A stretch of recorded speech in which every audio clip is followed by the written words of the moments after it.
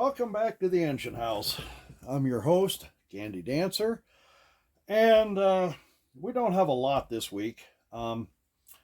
We did close on this house. It's now sold. We got our money. It's kind of a unique situation because we are off grid and the road, you have to use tracked vehicles to get in and out. We can't exactly move all of our stuff out, and the new owners cannot exactly move in until the road clears. So basically, what we're down to is we are renting the house that we used to own. Um, the new owners will be taking over probably the 1st of June. This is today, as of this date, the 1st of April, and we have a snowstorm going on outside. that tells you what our weather's like. Um, the weather around here has been kind of crazy. Anyway, with any luck, we'll be moving soon. We are closing on a new house on the East Coast. In 20 days, we will be owners of a house on the East Coast. So it's just a matter of getting us moved. In the meantime, I've been trying to clean up a few things here and take care of a few things and not starting any more projects until we get moved and get settled in. But I did rewire the E unit on this. This is the version B Dreyfuss that I received. And if you recall, in one of the last videos, I set it on the tracks and it just basically sat there and smoked and shorted. I did rewire the E unit. Also, this one did not have a light or the bracket. It now has both, and it has a working headlight, though I still need to replace the lens here. That will come. I need to get some ordered. I haven't got around to doing that yet because, again, very busy. This thing, it doesn't short anymore, but I think this is going to be kind of the bane of my existence around here. All the other locomotives I've been dealing with since I started this, I've either replaced the E unit, or the E unit has been good, or I put another barrel in it and it's worked. This one, still, it doesn't short out anymore, but it kind of decides when it wants to go forward or backward or just kind of sit there and laugh at me. I will plug it in here. Let me get an extension cord. Again, living off grid, I have an extension cord. I don't have a plug nearby. I should have, and I didn't put one in here. I actually have to run an extension cord from another room and plug it in. And let's see if this is going to go ahead and run.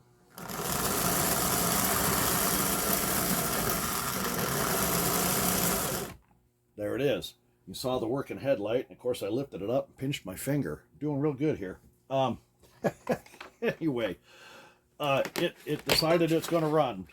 I won't go try to put it in reverse right now because then it might decide to be a pain. So for now, this is going to get wrapped up in bubble wrap and packed up with all of the rest of the locomotives and cars and rolling stock and whatnot that I have, getting ready for the move. The tender is still here. It's still disassembled.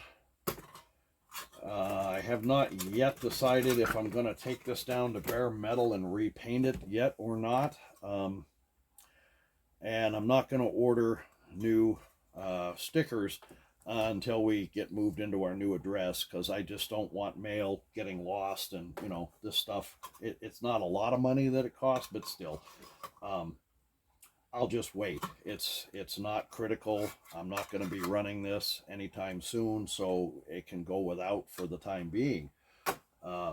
It'll get packed up here shortly. I've really kind of taken a shine to these Dreyfuss Hudsons. Really like them. I like the style. I like the looks of them. They're a nice heavy locomotive. For the early Lionel post-war, and and again, I think about the year this was built was the year after the war ended. And if you're kind of into history or nostalgia, you think about the person who bought this for their child probably had just come back from Europe, and they wanted something fun, and who can blame them, right? Same thing with the one that was that was the wife's dad's. It was 1947.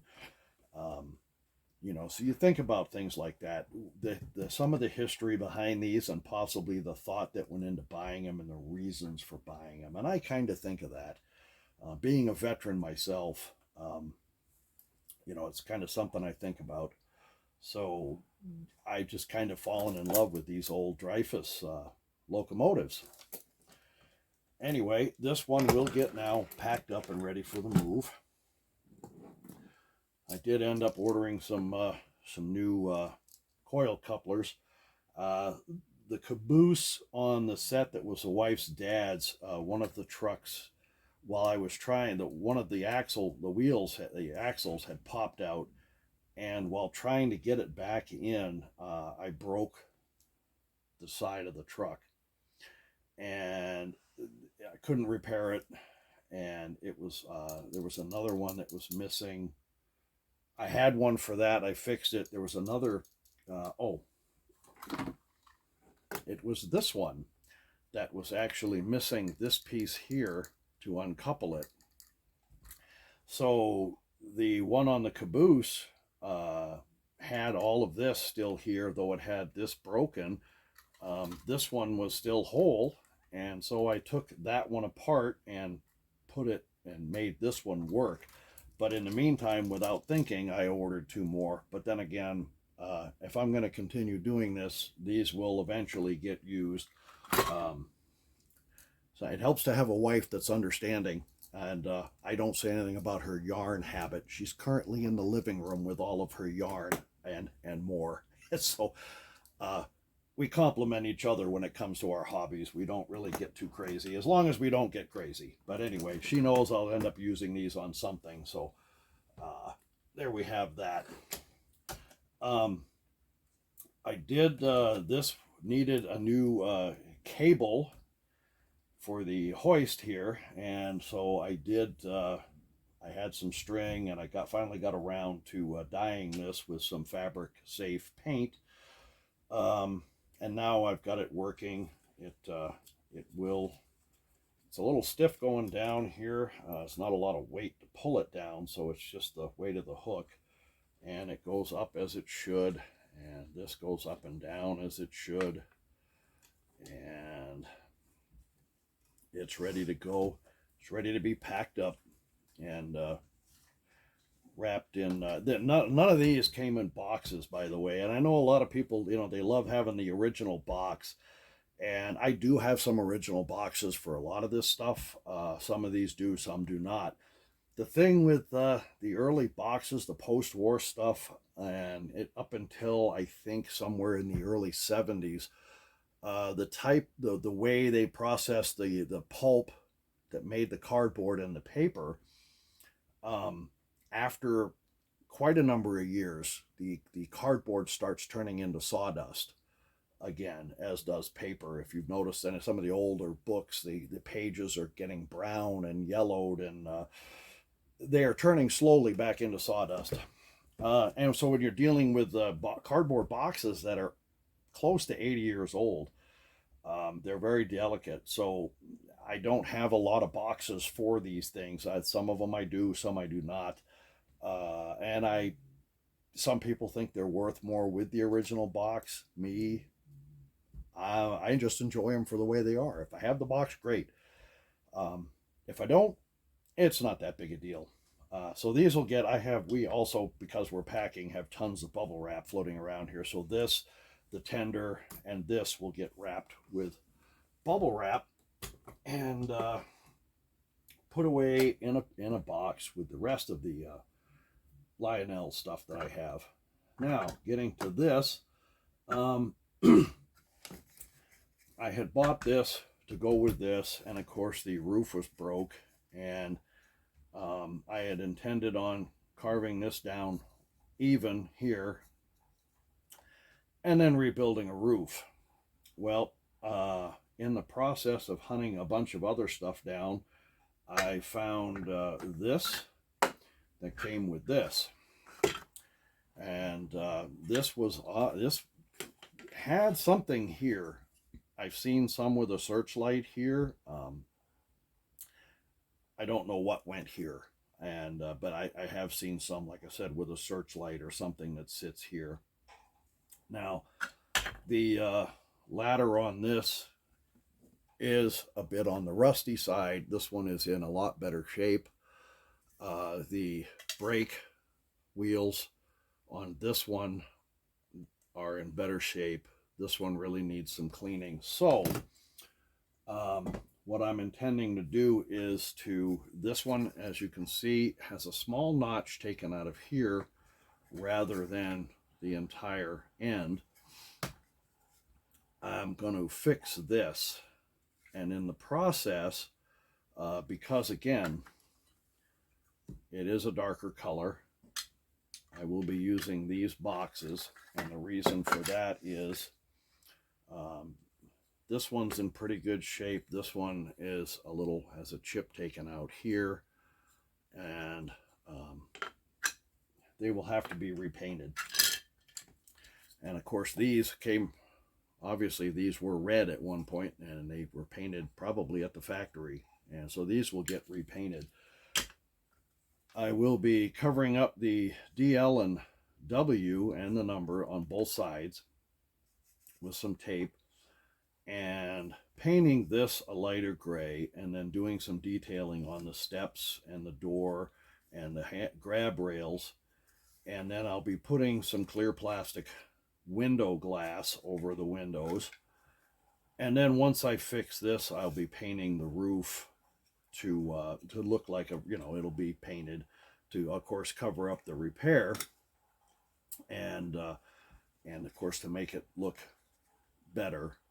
And there's some people out there I know right now who probably will watch this and be absolutely horrified that I'm painting post-war vintage Lionel and detailing it. But I look at it like this. A lot of people detail HO modern stuff and Lionel modern stuff, and someday that will be vintage as well.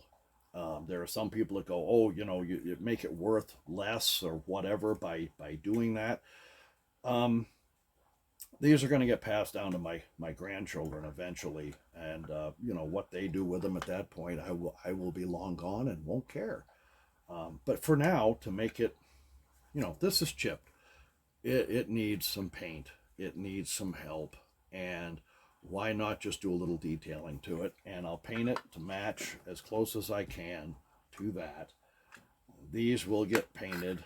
The top of the doors here, the lids and the handles and things, and the hinges, and of course I'll be painting to cover up the red that is showing through, and it'll get the trucks put back on it. This will probably cover up this hole. I will put some window glass in this. I will of course cut this off even, and I maybe will set it here to cover up that hole, take this ladder off, and maybe patch these holes up here or throw some stuff down and make it maybe a yard office sitting off to one side near the tracks on some blocks or something. And that's what will probably happen to this one, and who knows. I can't see really going too crazy fixing this, as I have another one. And finding these little chimneys I found has been really rather difficult. So I was lucky to find this, and it was not in a bad price what I paid for it. So I think I got a pretty good bargain. If you notice here, I have when you look around on the internet, you can pretty much find anything if you look long enough and hard enough. And I had said I was going to have to do something with this, which is the knob for this handle that makes the whistle blow and it is of course chewed up by a pair of pliers over the years from some kid later on. And again, when you look around on the internet long enough, you can find just about anything, and I did find one. So to make sure I had the right one, of course, I took this apart, checked it underneath to make sure everything was right. Yes, it was the right one. Put this back together, and rather than risk taking this off and putting it on more times, because again, this is 1950s, I didn't want to risk breaking it. I just left this one off since I'm not using this side anyway. I'm using this one for the testing. So once the part here that's coming in will be coming in, it's on its way. It should be here in a few days. Excuse me. I can replace this in a little bit of time, have it ready to go. Now I probably will not put this handle on until after we have moved, because the box this comes in comes to about right here where my finger is, and I do not want to risk breaking this in the move. So I will not be testing any more whistles. I have already packed up the other transformer that came with the wife's dad's set. It's packed with the rest of the Lionel stuff I have. So I will just replace the knob, the stud here, and I will put this back together, and that's all I'm going to do. I will pack everything away. It'll probably be the last thing packed, and I'll pack everything away before we move. And then once we get to where we're going and I start setting everything up, then I'll put the handle back on. So I just don't want to risk breaking that handle. You can find them. That's a brand new one. Somebody, I guess, they manufacture these somewhere. But again, why break it? The other thing we did was, I have this, which says, let me move this out of the way, Lionel Transformer. I found the instructions for this online free. Can't find the instructions for the other transformer. I can find them. People have them for sale. This one I happen to find somebody had just downloaded it for free, or uploaded it, I should say, and I downloaded it. And this has how to hook it up, how to operate it, and we printed it off, and I put it 6 pages, put it in this protective plastic, and stuck it in this folder. And as I find things online that I can use for running a layout, I'll probably print those off. So this will end up with a lot more stuff in it, and of course written on it, so I know what's in here. And once I fill it up, of course, I'll have to find another folder. But for now, it's just got the three pages, should say 6 pages with 3 protective covers. And I will be adding more to this later. That's pretty much it for this video. I have a kind of a surprise for the next video, which should be sometime next week. One thing I do want to mention, I know there's probably, if some of you watch, there's like 5 videos downloaded in one day. That happens again once you live off grid. Our internet up here is extremely slow. And what happens is I will shoot a video, and then of course the wife will edit it and add her stuff to it that she does. And she'll put it aside, and then once we go into town for a few hours and we're going to have lunch or something, we'll pick a day, she'll download them, or upload them, excuse me. I get those two terms mixed up. She'll upload them all at once while we're having lunch in town. So if you see a bunch of videos that were uploaded on the same day, that's why. They were shot at different times, but because of where we live, this is what happens. So this video is being shot today. It's the 1st of April, actually, and we have a snowstorm outside. I will probably be shooting another one again later on in the week. It may or may not be the last one that I shoot until we move. As far as doing any more work, ordering parts or whatnot for locomotives, I'm not going to be doing that until we're settled into our new address, because I don't want parts getting lost, in the mail. I know switching addresses and whatnot, things tend to sometimes get lost. So I may or may not, if I can fix something really quick without having to wait for parts, I might do it. If not, it'll get packed up and wait till we move. But I will have an unboxing video, which will be the next video, and I'm not going to say what it is. You'll have to just tune in for the next video, and they may both be posted on the same day, so we'll see what happens. But anyway, that's pretty much it for this video, and I kind of hope you enjoyed. I'm just kind of cleaning things up here and getting ready for the move, and I did want to show you this one running, and before I pack it away. Anyway, have a great day, and bye for now.